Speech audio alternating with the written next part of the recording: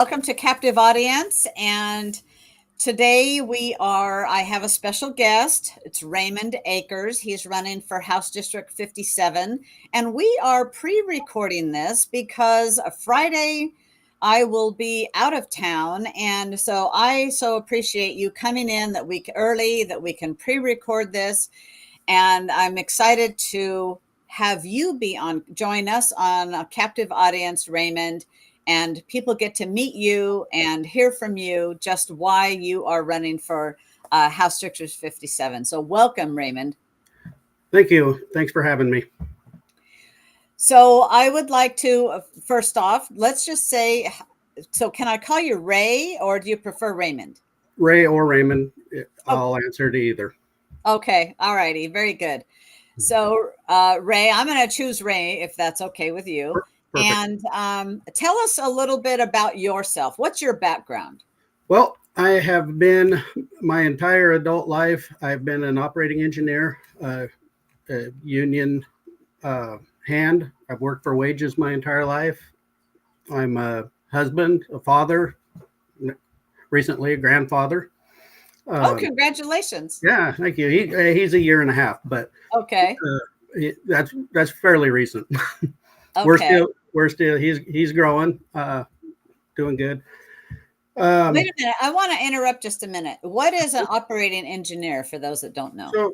So we do a lot of projects around. It's basically a hiring hall for union workers. So if a big project comes into the area and they can't fill it, they can always tap the resources of the union hall to get skilled labor. And that's equipment operating, correct? Yeah, heavy equipment from dozers to. I gave up the crane certification here several years ago, but when it comes to road graders or dozers, excavators, that's what I enjoy to do with for work. So okay.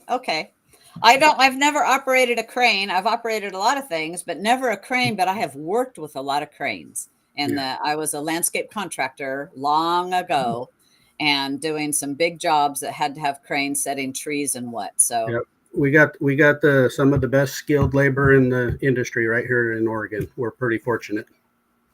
Wonderful. Okay. So I didn't mean to interrupt your whole telling us about yourself, but I wanted people to understand what that meant. Well, I've been a pretty strong supporter of my opponent for years, and I've just watched as of lately his approval rating going down, him forgetting about our conservative values. At every level, it seems like he's on the take. He doesn't do anything for the district unless he gets a cut out of it. Many news articles, haven't seen much locally, but Oregon Public Broadcast, Malheur Enterprise newspaper, the Oregonian, Salem Chronicle. There's lots of articles out there on some of the less than honorable dealings that are going on. And it's been several years now, and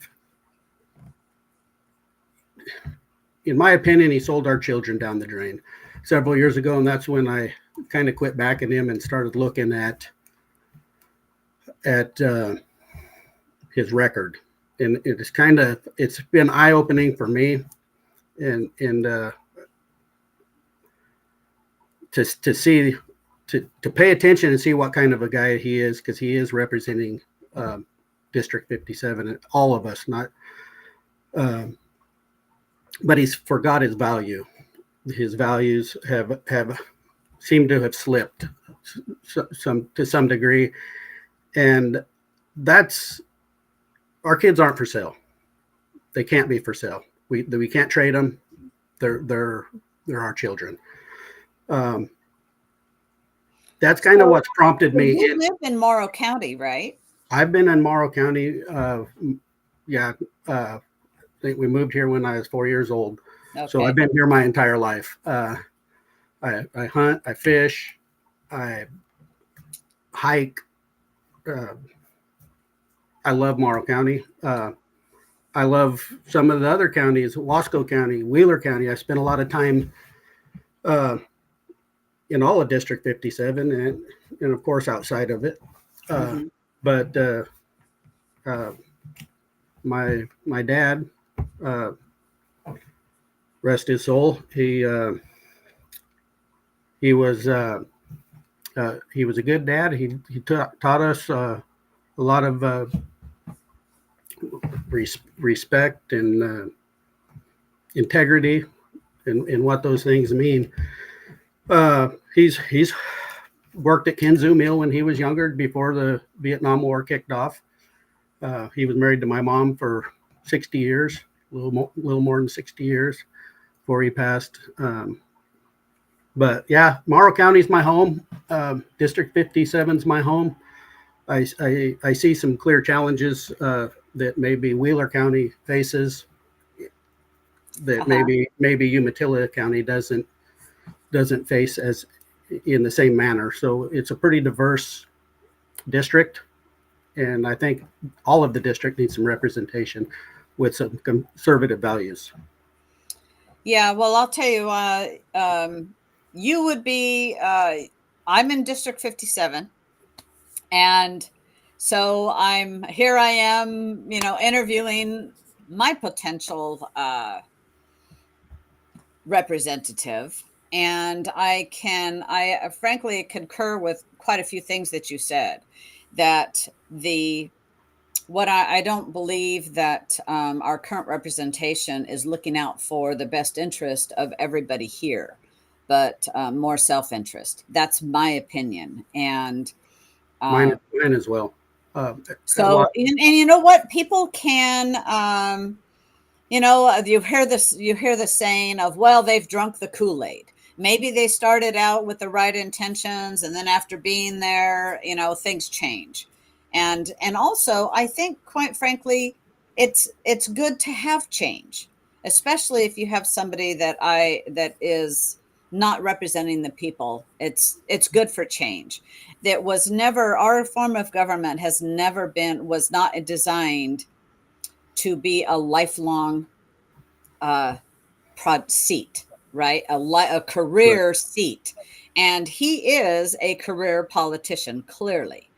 It's interesting to me to note that he seems to have come out from behind the curtain and gotten into a leadership position, where I think he's kind of run behind the curtain more, and has been very instrumental to some of the quite a few bad policies I know of here in my county, and frankly, even a little for the district. So I'm happy to see that you are running very, very much.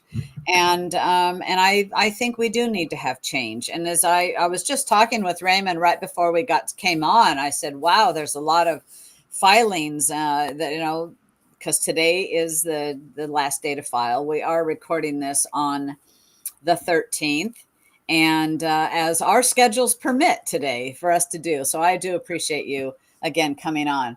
So let me move a little ahead. This is a question. I've been interviewing some other candidates, and I would like to know, what are the two most important items? So I'm going to ask you the same question. That's what I started to say. I've been interviewing some candidates. I'm going to ask you just a few of the same questions. And we have some others to come into as well. What are two items that you see as most important in this district?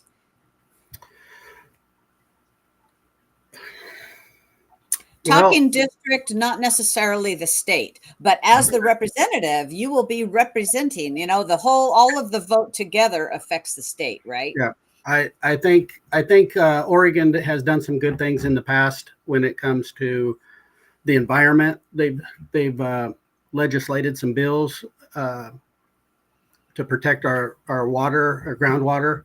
And honestly, I live here in Morrow County, where we have really pinched ourselves off, and we're to a point where we haven't done anything for 30 years with the high nitrate levels in our groundwater. So I buy my water. I get some water delivered that the state's paying for. Some folks in Umatilla County, around the Hermiston area, in the Luguama area that are mostly affected by this. There are other areas in Oregon that are fighting nitrates, other Luguama areas that have been put out there. Morrow County, this is another spot where I started paying attention to what was going on with my community and my leaders, and getting vocal and advocate, if you will, for folks that can't talk for themselves or need help along the way. We're got a high Hispanic level in Boardman area here where I live, and it's great to see the whole community come together in the same desire just to have clean drinking water. So I think that one of the most important things we need to look at is what we're doing with our own environment and how many people are affected by the decisions that are being made by some of our local and state representatives. Influence is a pretty big deal. You get into a office for 24 years saying you're term limits and this and that. I'm a firm believer in term limits. But 24 years later, and you're getting kickbacks and you got the influence of power of the purse, and you have an opportunity to do the right thing, and then instead I believe it was it was an Oregonian article that spelled it out, and there's some emails through public record requests that was got, and I'm going to paraphrase it: stay away from the Port of Morrow or you're not getting funded. That's a problem we have with influence in our community. In District 57, as well as other districts in the state, people, if I don't do anything more in this race than help people think it's my turn to serve, it'll be a successful win for the party, for conservatism, and for the people. So I'll tell you, the nitrate, that was going to ask you about that, because that is a huge deal. Knowing that the Port of Morrow and the issues that have been brought up, having high nitrates in the groundwater, and how many people have been affected. They're still testing wells, from what I understand. And so, and this is a problem that was kicked down, the can was kicked down the road for 30 years instead of actually doing something. And I know a county commissioner in Morrow County, Jim Doherty, who's now running for Senate District 29, he was the whistleblower on this. And I like whistleblowers. Let's bring the problem to the surface and make the state deal with it, instead of hiding this and keeping it under the cover of pretending there isn't a solution, because that is not taking care of the people. Correct. So I don't like to bring Jim Doherty into anything here, because he is the one. Okay. I wouldn't look at him as a politician, more of a statesman, because he's done the really good things that needed to be done, even when it didn't. Even when he knew he was going to get attacked, he did the right thing for the people. I know folks right here in just this Boardman area that have had their voice box cut out for thyroid disease, colon cancer, dying at 60 years old. The list goes on for the health effects of these nitrates. And I think the right thing was done in declaration of emergency for Morrow County. Myself, I was impacted big time on it. I was pushing 300 pounds, didn't have any energy. Fatigue is another side effect of the high nitrate poisoning. But once I had my well tested a couple years previous, and it was still good. Then I had it retested after the emergency declaration,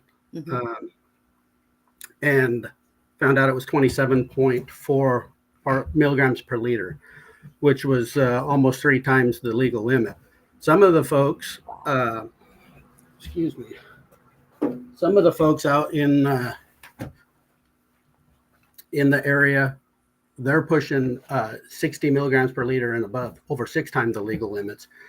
And that's where some of the voice boxes and the colon cancers and this stuff has been going on. But it hasn't been that way forever. It's right. Really, it's real as the port, and I'm an advocate that the port is responsible for a lot more than they're taking credit for. There has been a lawsuit filed against the port and some bad actors down there at the port, Lamb Weston and several others. But I support those people fighting for what's right for them, wholeheartedly. If you can't we've had the governor up here. I've spoke with the governor. We've had.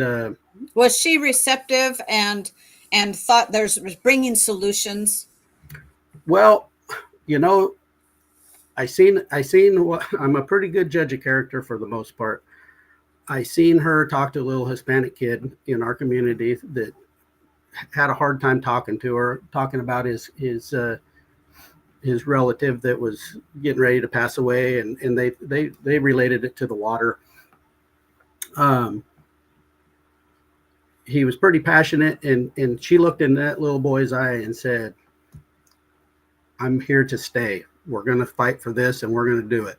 I'm going to be here. I'm getting my team on the ground. We're going to have resources."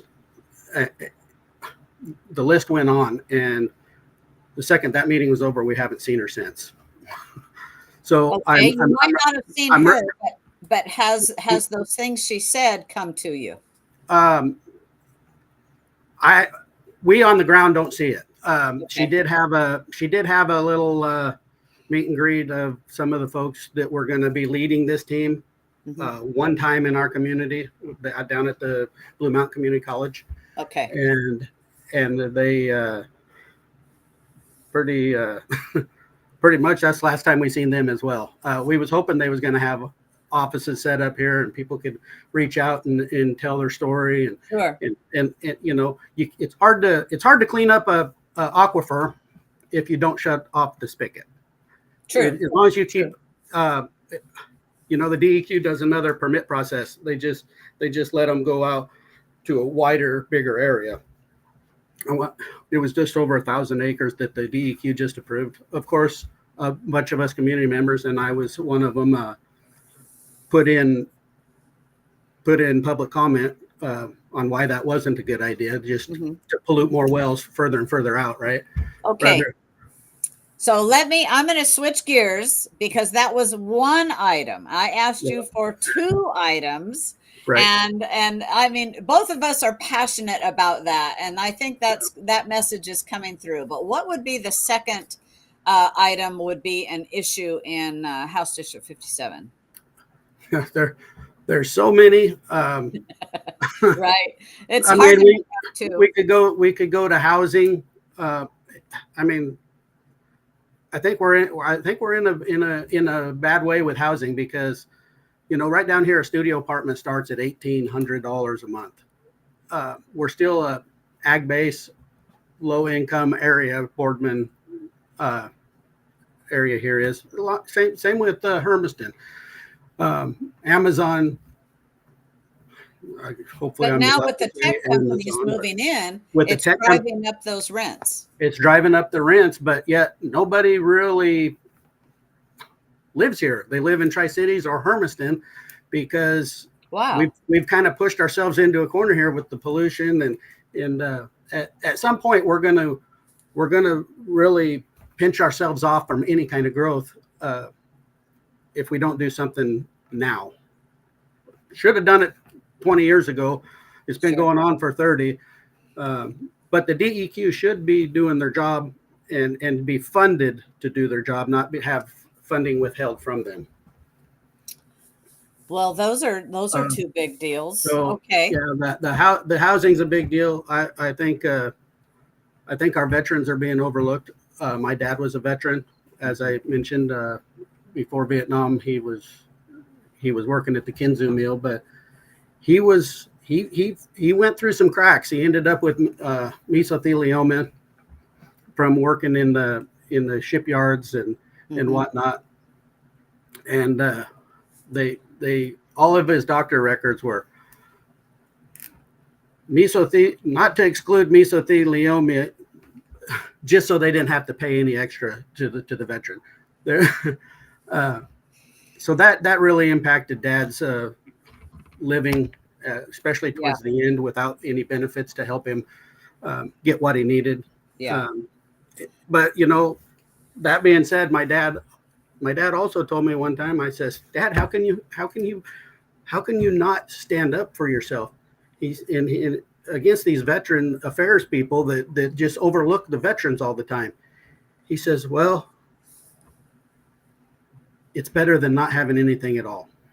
And there's a lot of people make that decision to stay quiet and be happy with what they have, even though they've earned it. Yes, and I'll tell you, I think our congressmen and women can help with the veterans, because that's a federal issue. Right. Definitely, Yeah. definitely. Not that our representative can't help, but it's really just from my own experience of helping a local veteran. When Greg Walden was our congressman, I had turned to him and asked him, and he actually got the veteran some help. Yeah. And I think that's very important that our veterans are taken care of. So okay, so we've identified that. Some things that would affect our state, there's a lot. And so in House District 57, there is quite a bit of the tech companies coming in, and also green energy projects, so-called green energy projects. What are your thoughts? So this is something that can affect our state, is affecting our state. So what are your thoughts on climate change and the need to get to net zero? Wow. Yeah. So, as I said, I'm an operating engineer. I have participated in several wind farms. Getting ready to go to another one. It's good family wage jobs, putting them up. I don't know exactly how everything works, but the scuttle on the jobs are, if it wasn't for subsidies, they wouldn't build them. That's very true. Yeah. So it's not. I'm glad they do, because it is good family wage jobs. It's a double sworded knife, right? Double-edged knife. Yeah. If they're going to build them, I just as well be part of that building them. I would support green energy projects. Do I think global warming is the real deal? I think we're in cycles. I remember being a kid standing at the school bus stop, and they told me at school, they were preaching to us at school, if we don't change our ways, we're going to have another ice age. Our hair was freezing at the school bus stop, and it was cold. Gradually, we've got warmer, but I think the science is there to say that it's a natural. It heats, the globe heats, and then it cools. It's a natural cycle of the Earth. If you drill into the polar ice caps and it tells you that's science. Right. You can either take it and go with your big money agenda. So let me ask this question. If it was proposed to you, you're elected as our representative, and it is proposed to you to reverse the 30-year plus decision to not have hydropower as renewable energy in the state of Oregon. Would you vote in support of that in order to allow it to reverse that bad, in my opinion, bad decision? Would you? Uh, so What do you're you think of you're hydropower being renewable energy? I think hydropower is key. You know, you hear them talk about the Snake River dams Mhm. and whatnot, wanting to tear them out.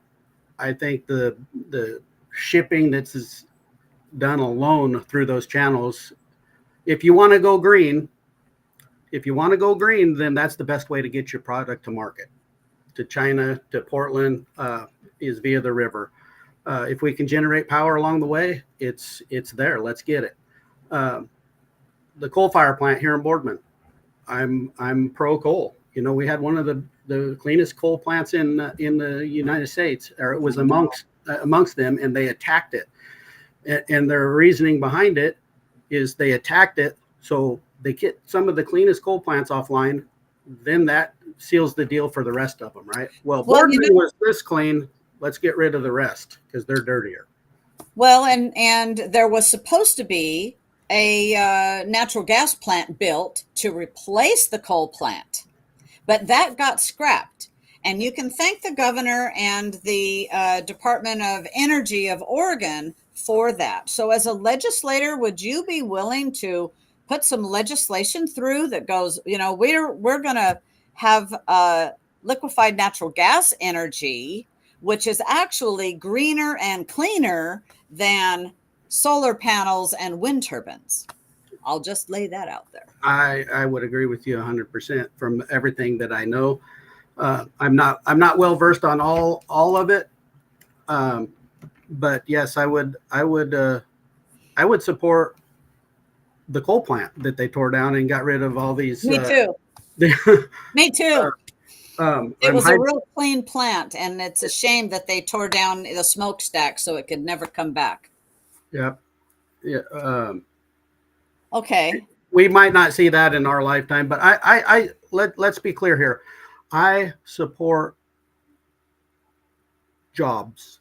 If we're gonna shift gears and be diversified, not just with hydro or coal, if wind's part of that, which it seems to be, I support wind. Even though a sane businessman wouldn't do it alone without subsidies, right? Um, It's all subsidized and then at the cost of hurting there- Oregon financially, well, in my you opinion. gotta look if you're all green and you're pushing the green deal. You got to look on how these solar panels are made, where they're made, the pollution that goes into these, the batteries that they're mining Right. for, and who's doing the mining. So we should be looking at the whole entire picture, not just whatever part of the picture brings in a congressman or a legislator some extra money in their pocket. Okay. Okay. So then what are your thoughts on what are your thoughts on let me ask this question. Are you going to be able to work across the aisle? You know, it's very difficult in the state of Oregon currently. The Republicans are in the minority in both our House and Senate, and it does require working across the aisle, so to speak. And I hope this next election we turn those things around. I hope we get that we are not in the minority, but let's hypothetical. Let's say we are still in the minority. Are you going to be able to work across the aisle there? Um, I think it is very important to work across the aisle, especially in this state. Uh, there, I've met with several legislators from the Gladstone area and the Portland area. We had them up here at one of our high nitrate public meetings, and they wanted to hear the story, and we doled it out for them. So they know that there's these things going on. I would like to be that. I would like to be that gap that help get the bigger message from our local environment here to them, so they truly understand it. I know they got a little disconnect because they haven't lived live the life of drinking polluted water or being here. Everyone knows that it is a right to clean drinking water in Oregon. Yes. So we should demand it, and hopefully the bottled water getting delivered to folks is just a temporary fix. But I can't see it being more permanent. The more I see the fines continue to increase for the Port of Morrow. I think in November it was 70 some violations that they had, and in December it was well over 100 violations Wow. under their new permit. So I don't know what they are for January, February yet, but one would expect with the amount of rainfall and whatnot that we've had that there are going to be some big numbers as well.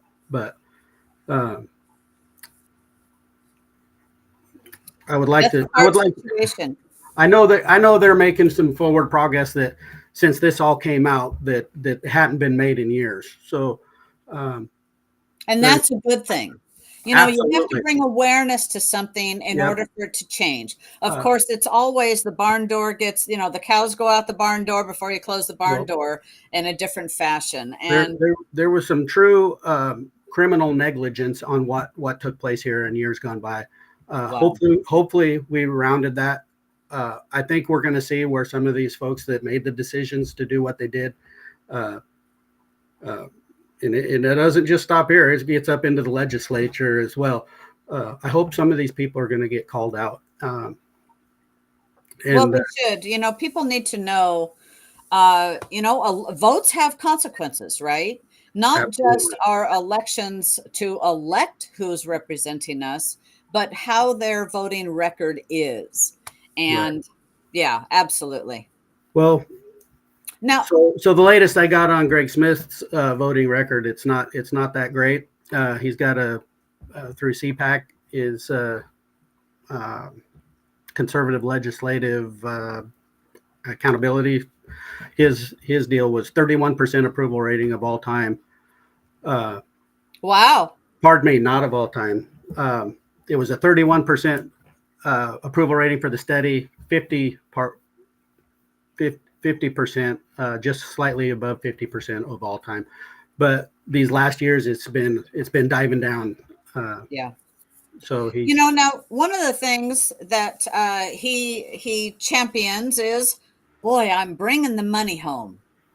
I saw the headline, the money I brought into the district. Well, the district. If you bring home $5 million for UEC and you end up with $500,000 of that in your own pocket, if that kind of stuff's going on, which it appears, I think the voters need to take a good look at the candidates that are running. I think there's some shady stuff going on. It's been called out by several news agencies, and it's worth a look. It's worth a look. I agree with that. I had a guy address me the other day, and he says, "I think we need to get rid of Greg Smith before he turns corrupt." 3 other guys said, "Too late." But this is at the ground level. This isn't just at the top tier. At the Amazon CEO level.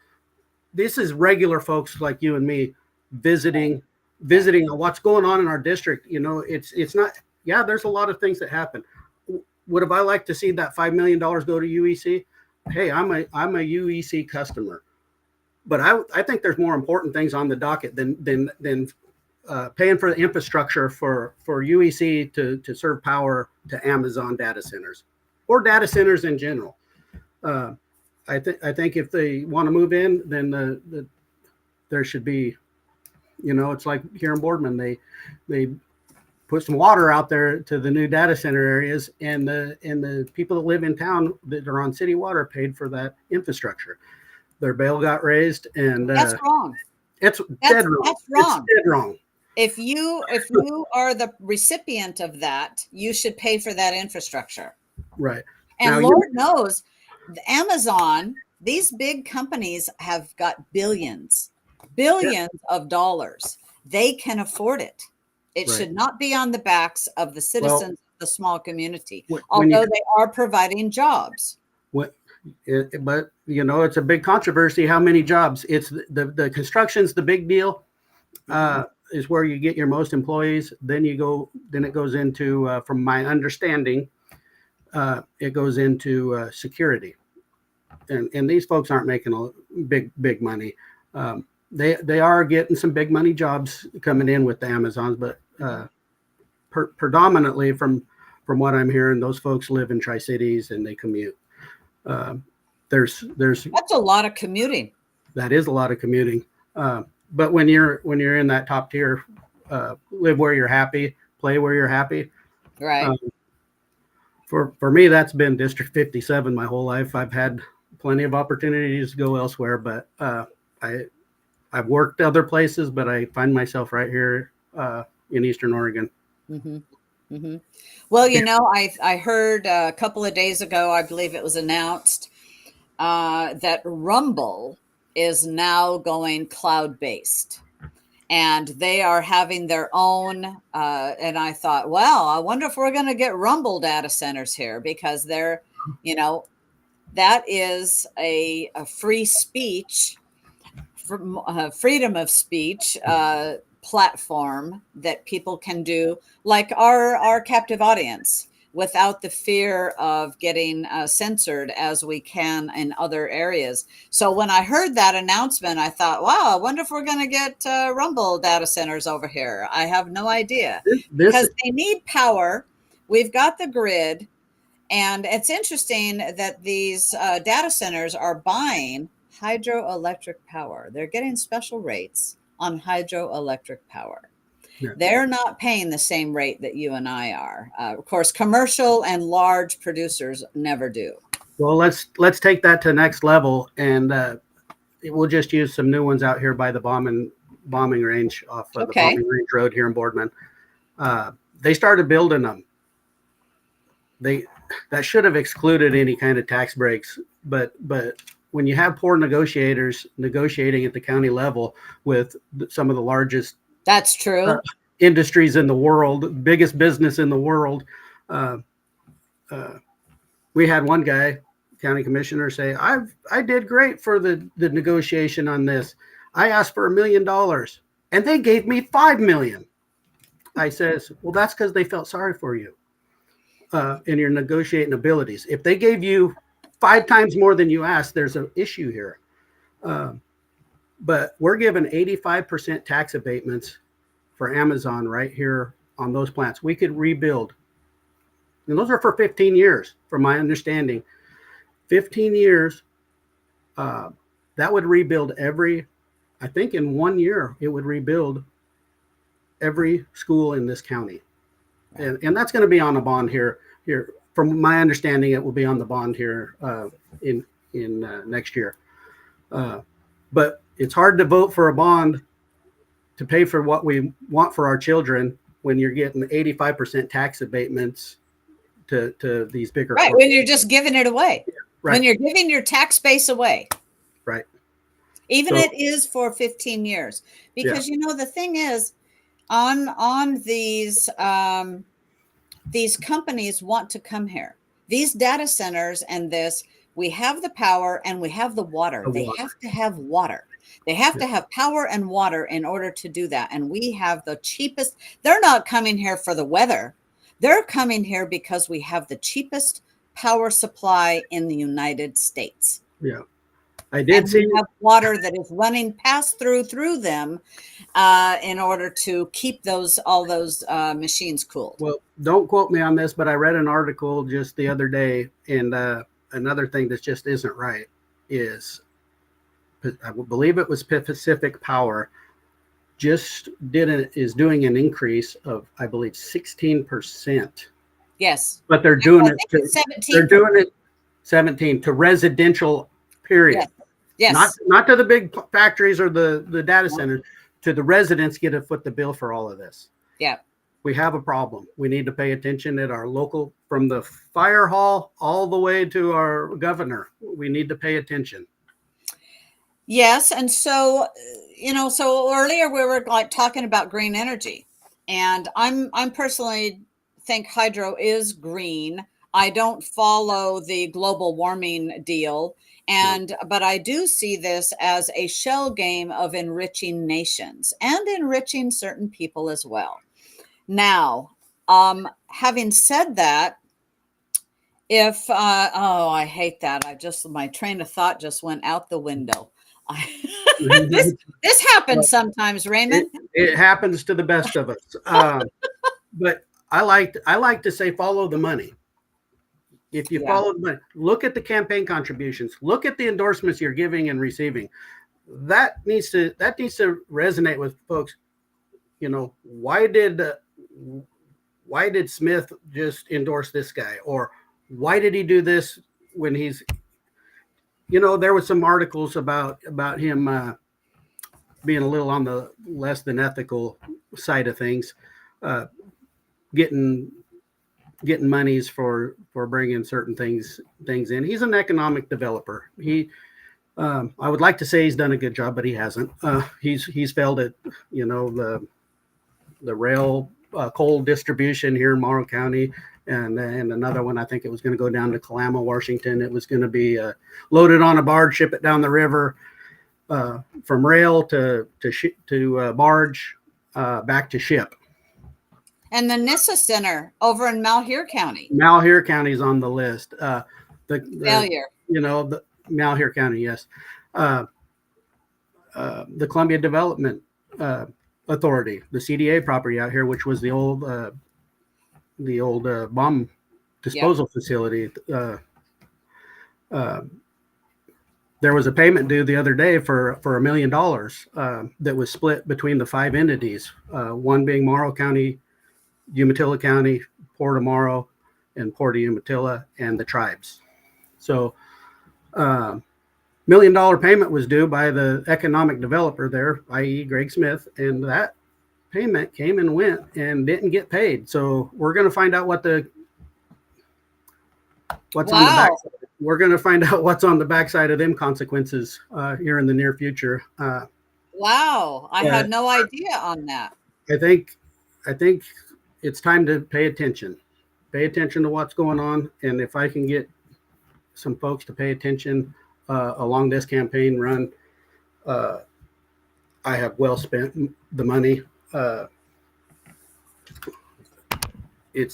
think that's important. You know, we do need people paying attention. We get the government we deserve. And if you don't pay attention to anything, then you wake up one day and go, what the heck happened? Well, how did we get what we just went out and asked for, I guess, right? Right, exactly. Yeah. You know, and being a county chair, you know, I talk with people of all types of people, and some people, it astonishes me when they say, well, I just don't do politics. And my answer is, yes, you do.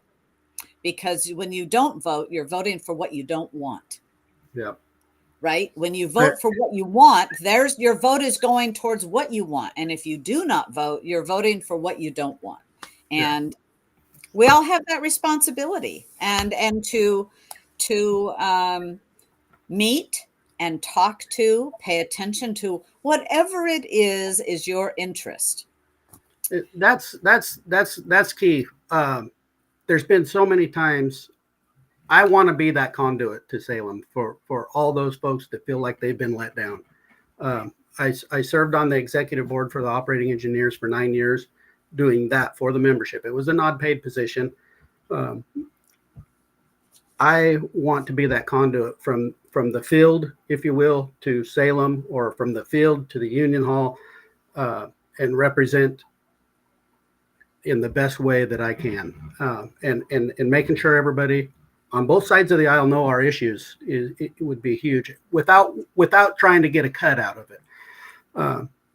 I'm going in a working man. I'm going to stay a working man. I'm an operating engineer. I love what I do. I make good family wages doing what I do, and I wouldn't trade it for the world. I got just a few more years to be able to retire at 62. I'm 51 years old now, and that's my end game. Retire, have fun. Me and the wife can do some of the things that we put on hold throughout my career. And in the meantime, you're running for House District 57. In addition, something you probably never thought you would do.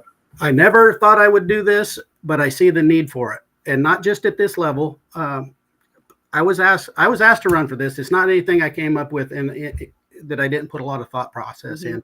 I was asked a year and a half ago by several prominent folks, and I'm like, you're the voice that this district needs. And it's humbling. Well, that's kind of what happened, Raymond. When you come out and start speaking up and showing up at things and getting involved in things, people will come to you and go, hey, would you run? And that's where it all started, with this water issue and my name getting out there. And I thought, no, that's way above my pay grade. But the more I thought about it, and I'd done some praying on it, and maybe it's time that some of us regular folks do this kind of thing and get us turned back on track. I don't want to be considered a politician, because I don't want to be a politician. I don't. If I can't be a statesman and work for the people, and if the people can't come together and say, hey, this is what I want, I will build influence in Salem, and I will be influencing the decisions made with District 57's value, the values that we hold near and dear, our children being at the top of that. Okay. Well, Raymond, thank you. That is a great note to end on. I so appreciate you coming on Captive Audience, and everybody share the message. Message, and I will be putting Raymond. Can people reach you before we go? How can people reach you? Yeah. So I got I'll give my phone number right here. It's 541-371-4990. You can call me. You can email me at rakers, the number 4, House District 57 at gmail.com, or Facebook, Raymond Akers for House District 57, or you can mail through the post office at P.O. Box 504, Boardman, Oregon, 97818. Okay, there we have it. Thank you so much, Raymond. I really, really appreciate it. Good night.